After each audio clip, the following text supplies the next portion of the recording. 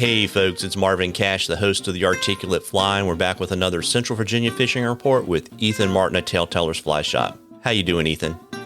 I'm doing great today. How are you? As always, just trying to stay out of trouble, and as I always do before we started recording, took a look at your weather, and like everywhere else in the Southeast, things warmed up in Central Virginia and then they cooled off, so I suspect it's probably helped your smallmouth bite just a little bit.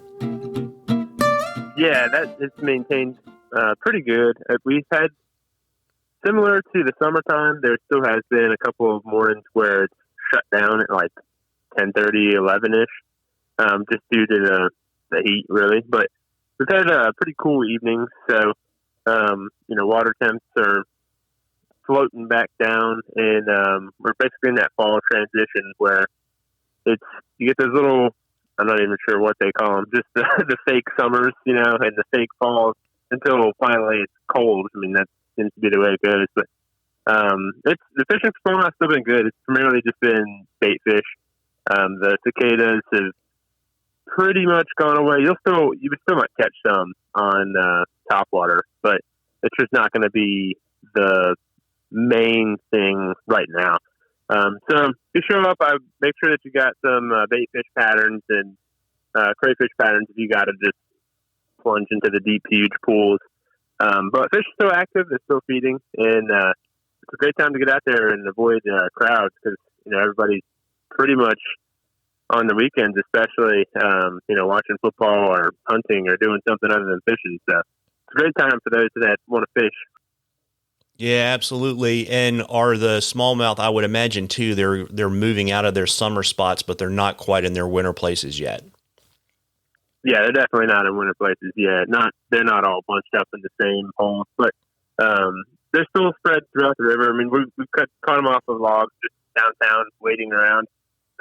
You'll still catch them in, the holes that are, I'd say, like 4-ish foot deep. They're still there, but fewer and fewer fish in like the small riffles, which, usually smaller fish anyway, but definitely transition time.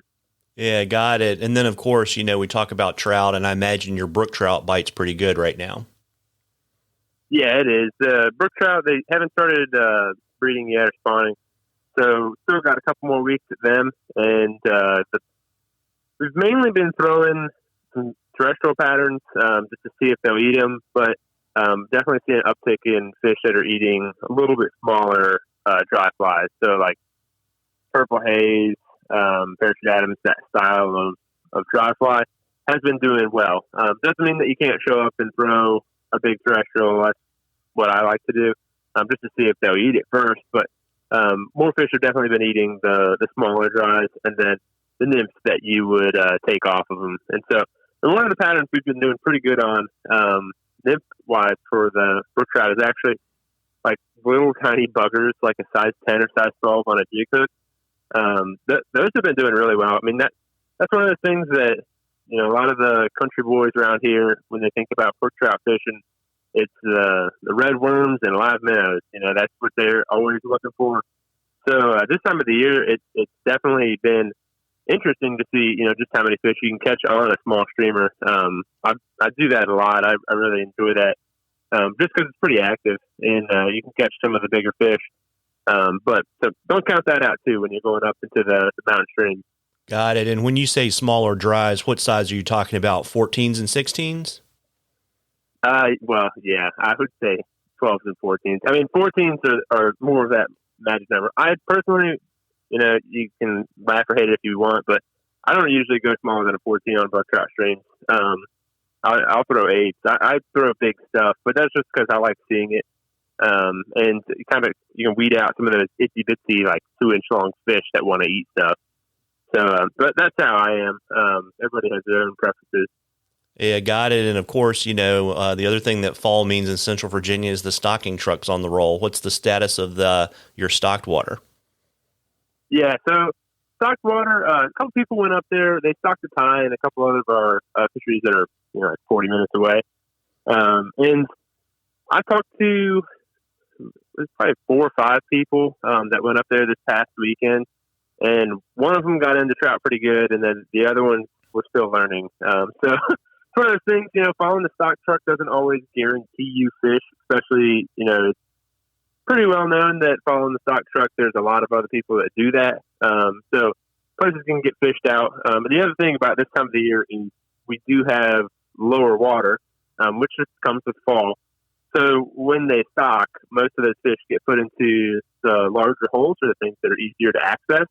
And so those fish will stay there. They don't really spread out crazy, which you'll find more in the spring when we've got higher water. So it's just something to keep in mind when you go to those stock trout places, that a lot of those fish, they're going to be eating attractor style patterns. Buggers are really popular, that sort of stuff that just looks like food. But they're not going to be completely in every single portion of the river, which is something that a lot of people come into the shop and they wonder about.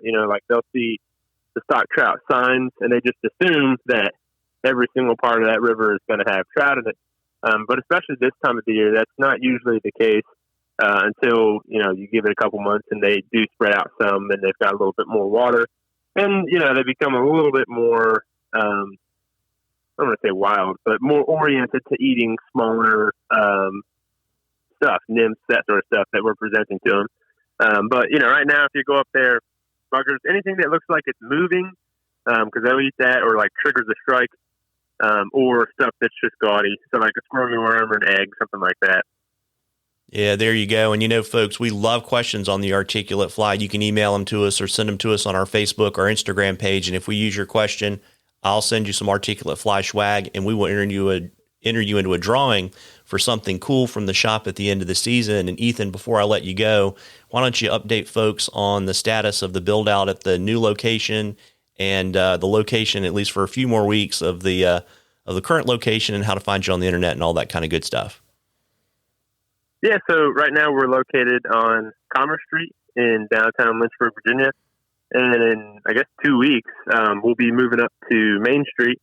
So it's just one block up. It's not hard to find. Gives us a little bit better parking, a lot more space. So I've pretty much done everything. I've got 2 displays left to make, which will be done. Well, I say that. I finished one yesterday, so I have one left now. So, yeah, everything's looking good. We've got a ton of new inventory that's been rolling in that'll accompany us when we open up there.